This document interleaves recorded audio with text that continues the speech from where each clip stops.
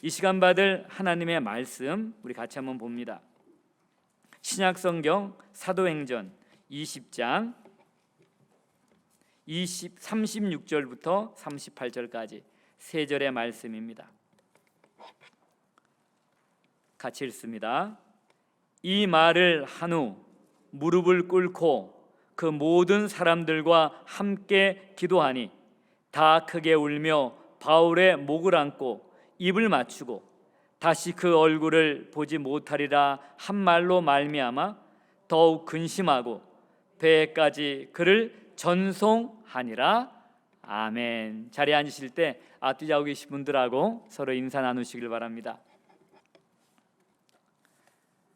오늘 말씀은 저희 교회에서 찬양 사역과 청년 사역을 담당하는 이현주 목사님 나오셔서 말씀을 전해 주시겠습니다. 올라오실 때 여러분 좀 뜨겁게 환영해 주시길 바랍니다.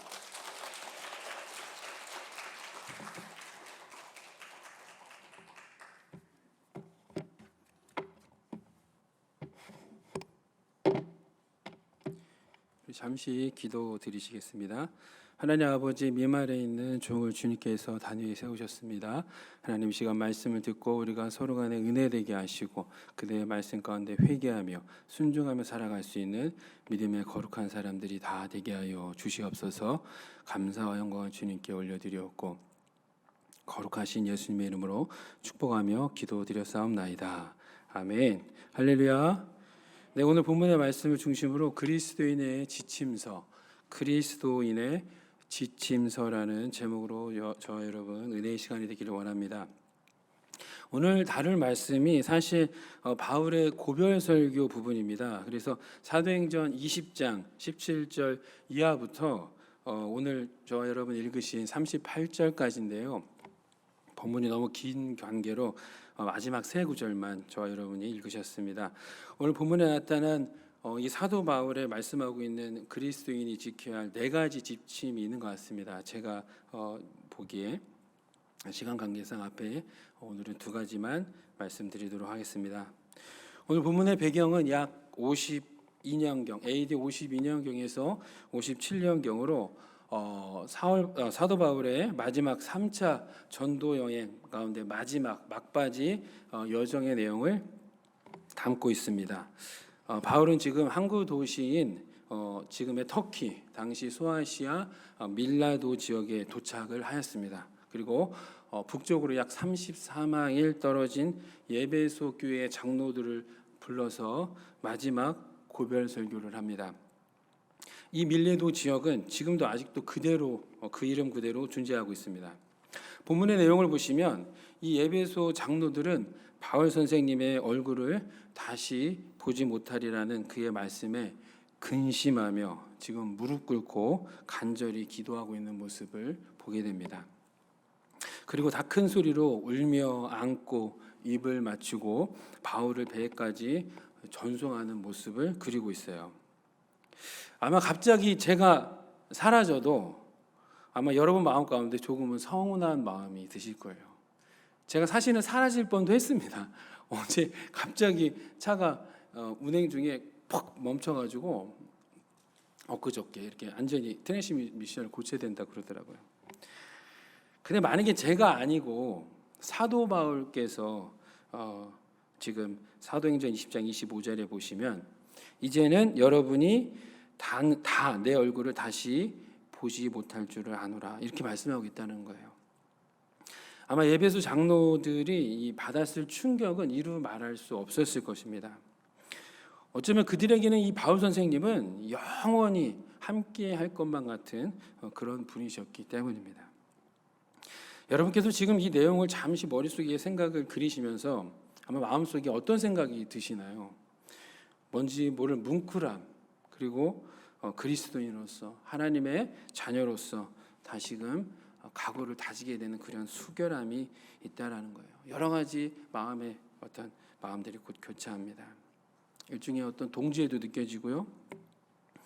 왜냐하면 사도 바울 그리고 예배소 장로들과 같이 저와 여러분도 하나님의 부르심을 입어 예수 그리스도를 중심으로 한 피 받아 한 몸 이룬 하나님의 자녀들이기 때문입니다. 사실 불신자는 이 내용을 읽어도 별 감각도 별 생각도 관심도 없죠. 하지만 저와 여러분은 마치 일제 강점기의 독립군사들이 조국을 목숨을 걸고 사수하겠다고 결의하면서 다시 한번 자신들에게 주어진 그 사명의 온몸을 불태우겠다는 비장한 각오를 하듯 그리스도인으로서 다시금 마음을 다잡게 되고 우리에게 주어진 사명을 생각하게 합니다. 독립군들은 나라를 지키기 위해 싸우셨지만 여기 바울 선생님과 함께 모인 이 예배소 장로들 그리고 2000년이 지난 지금 저와 여러분은 하나님의 나라를 위해서 싸우는 사단의 권세와 싸우는 그리스도의 좋은 군사들입니다. 그리고 중요한 것은 여전히 영적 전투는 지금 이 시간에도 계속되고 있다는 사실입니다. 디모데후서 2장 3절 이하에 보시면 사도 바울은 사랑하는 아들 디모데에게 이렇게 말씀합니다. 내가 그리스도 예수의 좋은 군사로 나와 함께 고난을 받을지니 군사로 다니는 자는 자기 생활에 얽매이는 자가 하나도 없나니 이는 군사로 모집한 자를 기쁘게 하려 함이라. 하나님의 부르심에 합당한 삶을 살았던 사도 바울은 어떤 사람이 자기 생활에 얽매이지 않고 그리스도의 좋은 군사인지 우리에게 확실히 보여주었습니다. 오늘 예배소 장로들을 향한 고별 설교에도 바울은 그 치열한 영적 전투의 삶이 어떠했는지 분명하고 명확히 말씀하고 있다는 것입니다. 하지만 안타까운 사실은 말세로 점점 치닫고 있는 지금 어쩌면 당시보다도 더 치열한 영적 전투 상황 가운데 놓여 있음에도 불구하고 오늘날 이러한 그리스도의 좋은 군사는 정말로 찾아보기 어렵다는 거예요. 대부분의 그리스도인들은 군사로 소집한 하나님을 기쁘시게 하려 하기보다는 철저히 자기 생활에 얽매여 살아갑니다. 더군다나 예전과는 비교할 수 없을 만큼 이 세상은 치열한 경쟁을 하지 않으면 살아갈 수 없는 세상으로 점점 더 변해가고 있다는 거예요. 그러니 자연스럽게 신앙생활은 뒷전에 놓고 당장에 주어진 삶에 얽매여 살아갑니다. 개관사정이라는 말이 있습니다. 관을 덮고서야 일이 정해진다는 의미입니다. 사람은 죽고 난 뒤에야 올바르게 평가를 할 수 있다는 뜻입니다. 이와 마찬가지로 이 영적 전투 역시 끝날 때까지 끝난 것이 아니라는 거예요. 마귀 사단과의 영적 전투는 하나님께서 우리를 부르시는 그날까지 예수님 재림하시는 그날까지 계속되는 거예요. 그러므로 이 악한 영은 남녀노유, 빈부귀천을 막론하고 저와 여러분을 온갖 수단과 방법을 동원해 넘어뜨리려 합니다. 그리고 영원한 멸망으로 끌고 가려고 지금 이 시간에도 쉬지 않고 일하고 있다는 사실을 반드시 기억해야 할 것입니다. 요한일서 3장 7절 이하에 보시면 자녀들아 아무도 너희를 미혹하지 못하게 하라. 의를 행하는 자는 그의 의로우신과 같이 의롭고 죄를 짓는 자는 마귀에게 속하나니 마귀는 처음부터 범죄함이라. 하나님의 아들이 나타나신 것은 마귀의 일을 멸하려 하심이라. 이렇게 말씀하고 있어요. 이 어둠의 세력은 지속적으로 우리를 미혹한다는 것입니다. 광야에서 40일을 금식하신 우리 예수님도 미혹하여 넘어뜨리려 했다면 저와 여러분을 미혹하여 영원한 멸망으로 끌고 가려고 하는 것은 불보듯 뻔한 거예요. 요한일서 3장 8절의 말씀과 같이 예수님도 결국 어떻게 해요? 이 마귀의 일을 멸하려 이 땅에 오셨다는 사실을 잊지 말아야 합니다. 그렇다면 예수님께서 이게 승리하신 것처럼 우리도 이 악한 마귀를 대적하여 영적 전투 가운데 승리하기 위해서 어떠한 삶을 오늘 우리가 살아가야 할까요? 오늘 바울의 고별 선교인 사도행전 20장 17절 이하에 보시면 그 해답이 아주 명확하게 나타나고 있습니다. 이 말씀은 예배소 리더들을 향한 마지막 말씀인과 동시에 구원받고 하나님의 자녀된 저와 여러분 그리고 그리스도의 좋은 군사로 살아가려는 자들에게 가장 중요한 교본이 되는 일종의 지침서라 할 수 있습니다. 왜냐하면 사도 바울은 당신의 1차, 2차, 3차 전도 여행에 걸쳐 몸소 경험하고 체험한 것들, 그리고 복음 전파를 위해 극심한 고난을 받으며 치열한 믿음의 경주를 한 자신의 사역의 핵심을 지금 말씀하고 있기 때문입니다. 이제 다시는 만날 수 없을 에베소 장로들에게 이 말씀을 전하며 너희들도 꼭 그렇게 살아야 한단다 하는 간곡한 권면의 메시지를 담고 있습니다. 여기서 너희들은 저와 여러분도 모두 포함된다는 사실입니다. 오늘 본문 36절에 보시면 바울이 이렇게 얘기하고 있습니다. 이 말 고별 설교를 한 후 무릎을 꿇고 그 모든 사람들과 함께 기도하니라고 말씀합니다. 사람이 어지간해서 무릎을 잘 꿇지 않죠.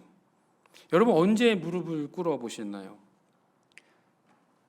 사람이 간절하면 무릎을 꿇게 됩니다. 오늘 본문에 등장하는 에베소 장로들은 사도 바울의 말씀을 듣고 자신들도 모르게 무릎을 팍 꿇었다는 거예요. 이처럼 우리가 하나님 말씀 앞에 바르게 신앙생활을 하려고 몸부림치면 결국 나의 힘으로 안 된다는 것을 스스로 깨닫고 하나님 앞에 무릎 꿇고 기도하게 되어 있다는 겁니다. 조금 강하게 말씀드려서 기도하지 않는다는 것은 결국 하나님 말씀대로 살지 않겠다는 것과 같다는 거예요. 오늘 저와 여러분은 그리스도의 좋은 군사가 되기 위해 바울 선생님께서 어떤 지침을 주고 계신지, 그리고 이 겉면의 말씀을 다 듣고 나면 저와 여러분도 그렇게 살기 위해 성령님의 도우심이 절대적으로 필요함과 동시에 무릎 꿇는 삶, 즉 기도의 삶을 살 수밖에 없다는 것을 깨닫게 됩니다. 사도 바울의 고별 선교 첫 서두인 사도행전 20장 18절 이하에 보시면 그는 자신이 아시아에 들어온 첫날부터 지금까지 어떻게 행하였는지를 언급하면서 19절에 곧 모든 겸손과 눈물이며 유대인의 관계로 말미암아 당한 시험을 참고 주를 섬긴 것과 유익한 것은 무엇이든지 공중 앞에서나 각 집에서나 거리낌이 없이 여러분들에게 전하여 가르치고 유대인과 헬라인들에게 하나님께 대한 회개와 우리 주 예수 그리스도에 대한 믿음을 증언한 것이라고 말씀하고 있어요. 지금 제가 읽어드린 말씀 가운데 저희 눈에 확 들어오는 두 단어가 있었습니다. 그것은 바로 겸손과 눈물입니다. 지금 사도 바울은 에베소 장로들을 향한 마지막 그의 고별 설교 가운데 첫머리에 자신이 어떻게 사역했는지 언급하면서 겸손과 눈물을 강조하고 있어요. 바울은 그리스도의 좋은 군사로 살아감에 있어서 승리할 수 있는 그 첫 번째 지침으로 오늘 저와 여러분에게 겸손과 눈물을 말씀하고 있다는 것입니다. 정말 너무나도 중요한 말씀입니다. 그가 이방인의 사도로 부르심을 받은 후에 그 엄청난 핍박과 유대인의 관계 속에서 견뎌내며 승리할 수 있었던 것, 그리고 그리스도의 좋은 군사로 쓰임 받을 수 있었던 핵심은 다름 아닌 겸손과 눈물이었다는 거예요. 물질도 아니고요, 그의 지혜와 지식도 아니고, 큰 교회도 아니고, 좋은 프로그램도 아니고, 좋은 시설도 아니었다는 것입니다. 겸손은 아무리 말해도 지나치지 않습니다. 겸손은 우리는 흔히 인격의 초석이라고 말합니다. 예수님께서도 마태복음 11장 28절 이하에 보시면 이렇게 말씀하고 있어요. 수고하고 무거운 짐진 자들아 다 내게로 오라. 내가 너희를 쉬게 하리라. 나는 마음이 온유하고 겸손하니 나의 멍에를 메고 내게 배우라. 그리하면 너희 마음이 쉼을 얻으리니 라고 말씀합니다. 사람은 누구나 겸손한 사람에게 다가가고 싶습니다. 교만한 사람은 되도록이면 피하고 싶죠. 한국 교회가 예전엔 참 겸손했습니다. 하지만 어느 해부턴가 안타깝게도 다가가고 싶지 않은 집단이 되어버렸어요. 겸손이 사라졌습니다. 눈물도 사라진 지 오래입니다. 왜냐하면 예수님께서 말씀하신 이 멍에를 매려하지 않기 때문입니다. 멍에는 말이나 소가 짐을 끌기 위해 매는 나무입니다. 어느 누가 이 멍에를 메고 싶겠습니까? 하지만 우리 예수님 십자가 지고 나를 따르라 저와 여러분에게 말씀하십니다. 이 겸손과 눈물은 멍에를 맬 때 찾아옵니다. 그리고 이 멍에를 매는 자는 마음에 쉼을 얻는다는 거예요. 모순인 듯 보이나 이것이 멍해의 원리입니다.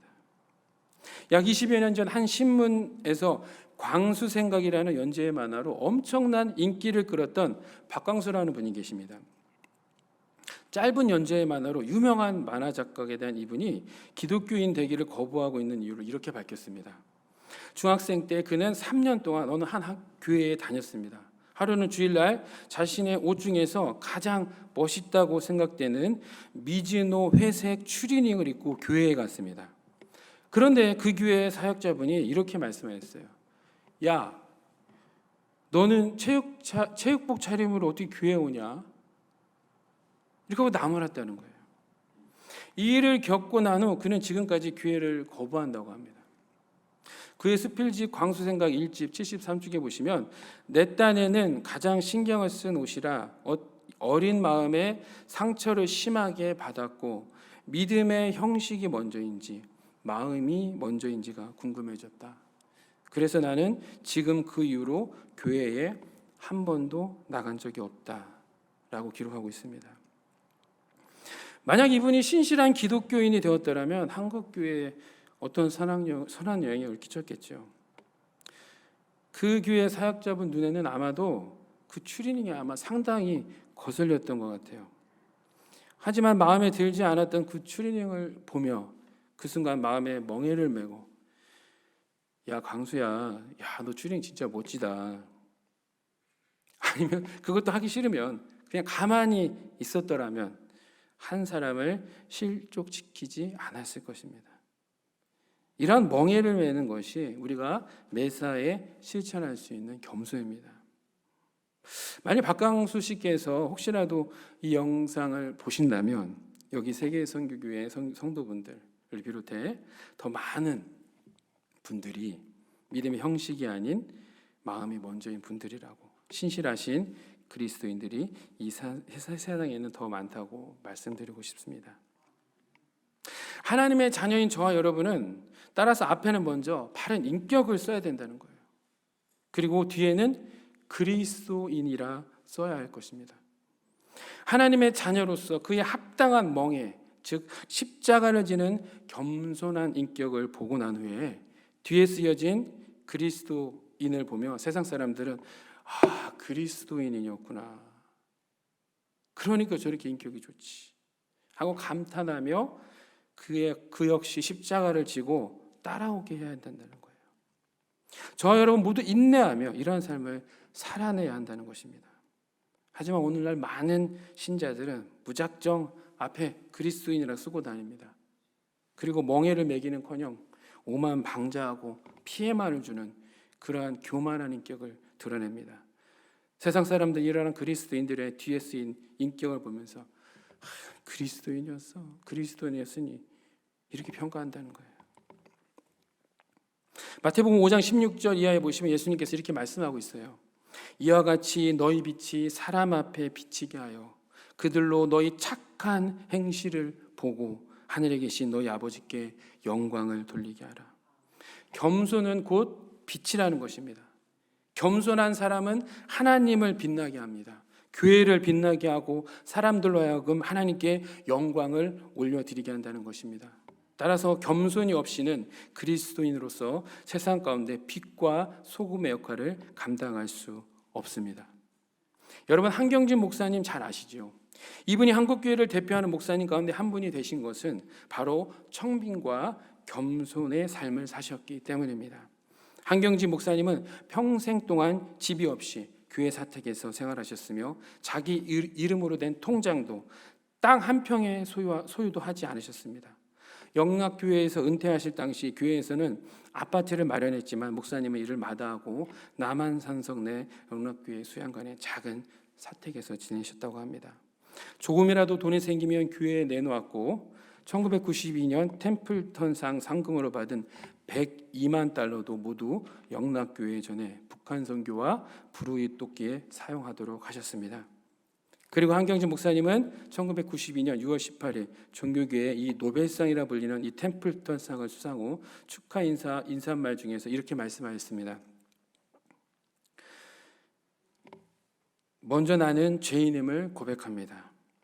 나는 신사 참배를 했습니다. 이런 죄인을 하나님이 사랑하고 축복해 주셔서 한국교회를 위해 일하도록 이 상을 주셨습니다 라고 고백했다는 거예요.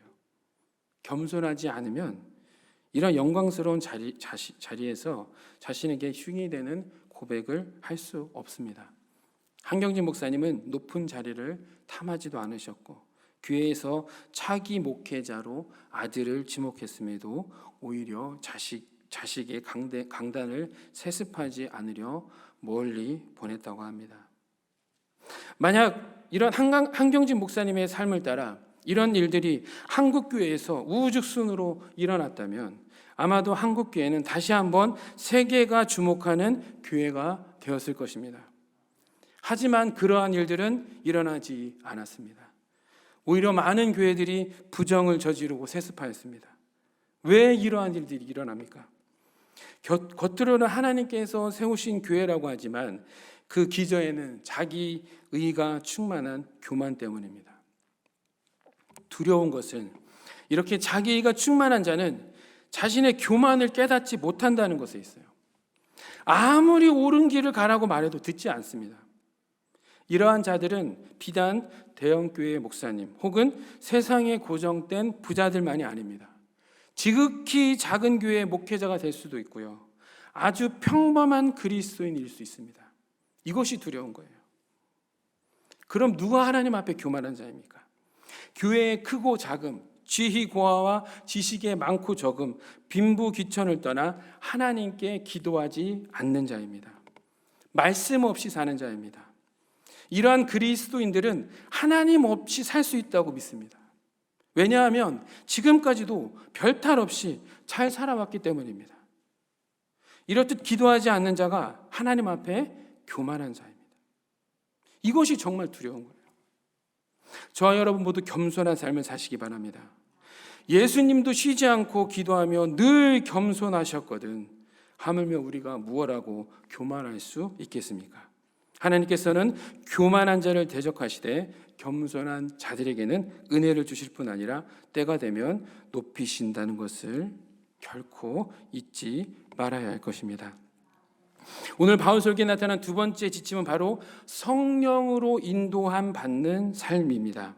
사도행전 20장 22절에서 24절에 보시면 보라 이제 내가 성령에 매여 예루살렘으로 가는데 거기서 무슨 일을 당하는지 알지 못하니라.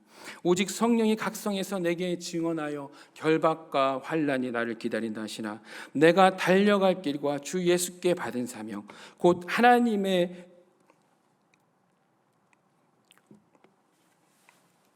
은혜의 복음을 증언하는 일을 마치려 하면은 나의 생명조차 조금도 귀한 것으로 여기지 아니하노라. 사도 바울은 전적으로 성령님의 인도함을 받았습니다. 오늘 본문 22절에 보시면 바울은 성령에 매여서 예루살렘으로 지금 향하고 있다고 말씀하고 있어요. 저와 여러분도 반드시 여러분의 삶도 반드시 이 성령님의 인도함을 받는 삶을 살아가야 할 것입니다. 왜냐하면 성령의 인도함이 없는 삶은 근본적으로 거듭나지 않은 삶이기 때문입니다. 즉 예수 그리스도로 거듭난 하나님의 자녀는 반드시 성령의 인도함을 받게 되어 있다는 거예요. 요한복음 3장 3절 이하에 보시면 예수님께서 유대인의 지도자 니고데모가 찾아왔을 때 이렇게 말씀하십니다. 거듭나지 아니하면 하나님의 나라를 볼 수 없느니라. 이렇게 말씀하시면서 5절에 진실로 진실로 내게 이르노니 사람이 물과 성령으로 나지 아니하면 하나님의 나라에 들어갈 수 없느니라 라고 말씀하고 있어요. 다시 말해서 물과 성령으로 거듭난 자만이 하나님의 나라에 들어갈 수 있다는 거예요.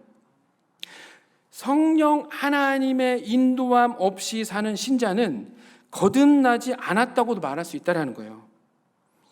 제 말이 아닙니다. 지금 예수님 직접 말씀해 하나님이신 예수님이 말씀하신 거예요.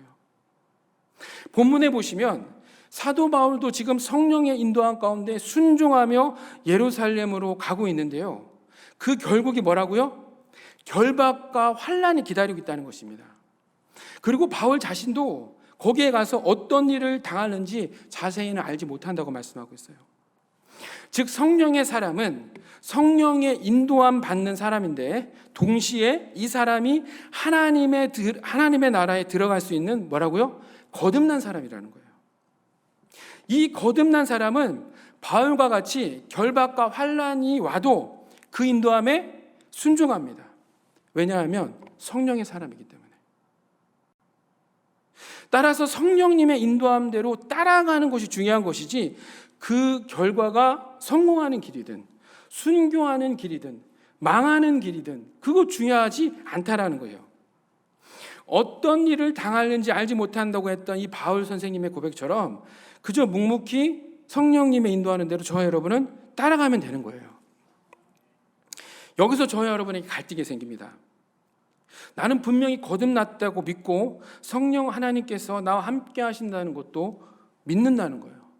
그런데 문제는 이와 같이 성령의 사람이라 하면서 다시 말해 구원받았고 거듭났다 하면서 성령 하나님의 감화와 감동에 순종하지 않는 자신의 삶에 늘 갈등이 있다는 것입니다.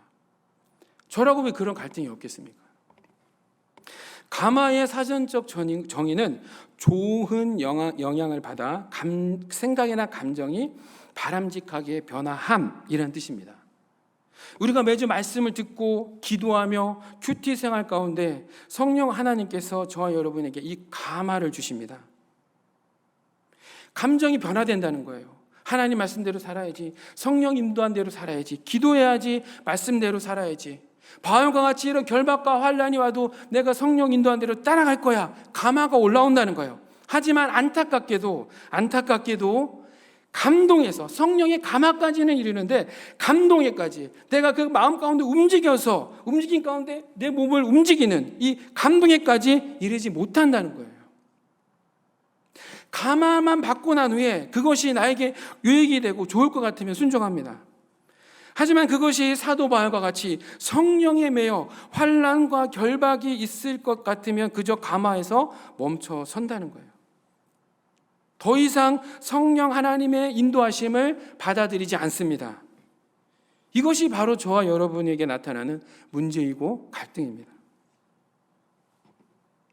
하지만 분명한 것은 계속해서 이러한 성령 하나님의 인도하심을 거절하면 성령 하나님께서도 인격적이신 분이시기에 더 이상 저와 여러분과 일하시지 않습니다.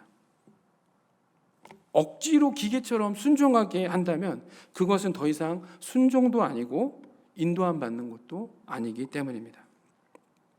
하나님께서는 사무엘 선지자를 통해 말 안 듣는 사울을 향해 순종이 제사보다 낫고 듣는 것이 숫 양의 기름보다 나으니라고 말씀하고 있습니다. 뭘 의미합니까 지금? 사울왕도 저와 여러분같이 자기에게 좋고 유익되는 것 같으면 순종하고 불이익이 될 것 같으면 거절했다는 거예요. 결국 계속해서 순종하지 않았던 사울왕은 버림을 받았습니다. 양은 목자의 음성을 따르게 되었습니다. 그 길이 협착해도 목자만을 바라보고 갑니다. 그 길이 가시밭길이든 그 길이 넓은 대로이든 관계없습니다. 그냥 순종합니다. 자신에게 유익이 오든 불이익이 오든 별 관계가 없다는 거예요. 그저 목자만을 바라보고 따라간다는 것입니다. 따라서 참된 그리스도인은 비록 그 길이 환난과 결박이 있다 하더라도 바울과 같이 성령 하나님의 음성에만 귀 기울이고 따라가게 되어 있다는 것입니다. 반면 염소는 자기가 가고 싶은 대로 갑니다. 제가 어릴 적 저희 집에서 염소를 키웠습니다. 하루는 어머니께서 풀밭이 묶어 놓았던 염소를 데려오라고 말씀하셨어요. 저는 별 생각 없이 그냥 밭에 가서 염소를 끌어가지고 줄을 끌어서 데려오는데 이 염소들이 말을 안 듣습니다. 오려고 하질 않아요. 그래서 제가 있는 힘껏 그 어린 나이 있는 힘껏 이 염소의 목을 잡아 이렇게 끌었어요. 갑자기 거기서 큰 덩치 큰 염소가 저를 뿔로 받으려고 하더라고요. 저는 겁을 먹고서 그 끈을 확 집어던지고 도망갔던 그런 기억이 있습니다. 그러던 중 어느 겨울날 저를 그 뿔로 받으려 했던 그 염소가 밥도 안 먹고 시름시름 이렇게 엎어져가지고 이렇게 앓고 있어요. 지금도 눈에 선연합니다. 저는 염소에게 다가가가지고 저를 또 뿔로 받을 수도 있으니까 발로 이렇게 살짝 툭툭 쳤어요. 야, 밥 먹어. 끔찍을 안 해요. 그래서 저는 이게 그냥 밥 안 먹나 보다. 그래서 이제 나갔다가 놀다가 한참 있다 들어왔는데 염소가 없어요. 집에 와보니까. 그래서 어머니께 여쭤봤어요. 어머니, 염소가 어디 갔어요? 그러니까 염소가 죽을 것 같아가지고 그 친인척 분이 그 잡으려고 데려갔다는 거예요. 그거 알고 보니 이 염소가 새끼를 뵌 이 임신 상태였다고 합니다. 그러니까 추운 겨울날 이 밥을 잘못 먹어가지고 체했어요. 배를 갈라 보니까 뱃속에 새끼가 여러 마리가 들어있었다는 거예요. 사실 말도 안 듣는, 저를 심지어 받으려고 했던 그 염소였지만 그 겨울 아침에 염소를 발로 이렇게 톡톡 찼던 게 마음에 쓰였습니다. 몇 해 전 저희 아이들에게도 이야기를 해주었는데 아이들이 저한테 아빠 나쁘다고 그러더라고요. 어떻게 그럴 수가 있냐고, 어떻게 그 쓰러지는 염소를 발로 찰 수가 있냐고. 저도 몰랐죠. 저는 좋은 의미로 세게 안 찼습니다. 살살 찼어요. 예, 아픈 것 같아서 저도 보기에. 이처럼 말 안 듣는 염소임에도 어린 제 마음 가운데 미안한 마음이 있었어요. 다시 말씀드려서 하나님께서는 저와 여러분이 성령님의 인도하심에 순종하지 않고 이 말 안 듣는 염소처럼 행할 때 탄식하신다는 것을 기억해야 될 것입니다. 이와 같이 성령도 우리의 연약함을 도우시나니 우리는 마땅히 기도할 바를 알지 못하나 오직 성령이 말할 수 없는 탄식으로 우리를 위하여 친히 간구하시느니라. 여러분 혹시 나 이거 염소 아니야? 이렇게 생각하신 적 없으신가요? 저는 아침 저녁으로 생각합니다. 야, 넌 염소다. 참 말 안 듣는다. 그런데 놀라운 사실은 하나님께서 그런 저와 여러분을 사랑하신다는 것입니다. 매일 탄식하시며 순종의 자리로 돌아오기만을 집 나간 탕자를 기다리는 아버지와 같이 기다리신다는 것을 잊지 마시기 바랍니다. 사도 바울은 누구보다도 이러한 성령님의 말씀을 잘 알았습니다. 따라서 바울은 끝까지 그 환난과 결박이 기다리는 예루살렘으로 가는 것입니다. 그냥 천천히 가는 것도 아니고 사도행전 20장 16절 후반에 보시면 예루살렘에 이르려고 급히 가미러라 기록하고 있어요. 환난과 결박이 뭐가 좋다고 급히 갑니까? 하지만 성령의 사람 사도 바울은 하나님의 나라를 이루기 위해서 지체 없이 뛰어갔다고 기록하고 있습니다. 반면 우리는 어떻습니까? 나에게 유익이 안 되거나 손해볼 것 같으면 천천히, 아주 천천히 움직입니다. 그러면서 계속 묻습니다. 하나님 꼭 이렇게만 해야 하나요? 다른 방법은 없을까요? 피할 길을 주세요. 혹 주변에서 꼭 그렇게 할 필요 없어. 뭐 꼭 그렇게 해야만 하니? 라고 하면 그렇지. 너도 그렇게 생각하지? 나도 그렇게 생각해. 하며 위로를 받습니다.